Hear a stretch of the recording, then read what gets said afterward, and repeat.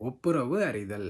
ஒரு மன்னன் தன் நாட்டு மக்களுக்கு நிறைய நலத்திட்ட உதவிகளை செஞ்சுட்டு வராங்க. ஃபார் எக்ஸாம்பிள் ரொம்ப ஏழ்மையா இருக்கிறவங்களுக்கு வீடு கட்டி தர்றது, அடிப்படை வசதிகள் நிறைய செஞ்சு தர்றது, இந்த மாதிரி நிறைய நல்ல விஷயங்களா பண்ணிட்டு வராரு. அப்ப அந்த மக்கள் இருந்துட்டு நம்ம நாட்டு மன்னர் இவ்வளவு பண்றாரு, நம்ம வந்து இந்த உதவிகளுக்கெல்லாம் நம்ம ஏதாவது திருப்பி பண்ணணுமே அப்படின்ட்டு ரொம்ப ஆசைப்படுறாங்க. ஆனா என்னன்னா இவங்களுக்கு பெருசா வசதி எல்லாம் ஒன்றும் இல்லைங்க.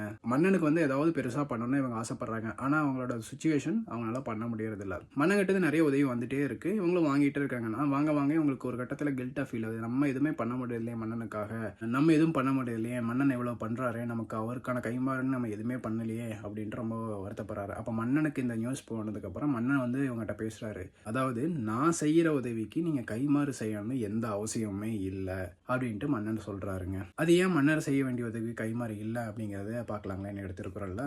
கைமாறு வேண்டா கடப்பாடு மாறி மட்டும் என்ன ஆற்றும் கொல்லோ உலகு. இந்த குறள் வந்து மலையை குறிக்குதுங்க. மலை வந்து நமக்கு நிறைய உதவி பண்ணது கரெக்டுங்களா. ஆனா இந்த மலை போன்றவர் செய்யும் உதவிக்கு நம்மளால எந்த கைமாறு பண்ண முடியாது, பண்ண வேண்டிய அவசியம் இல்லை அப்படின்னு தான் இந்த குறள் சொல்லுதுங்க. அந்த மாதிரி தாங்க இந்த கதையில வந்த மன்னர் செஞ்சதுக்கும் நம்ம எதுவும் கைமாறு செய்ய வேண்டியதில்லை.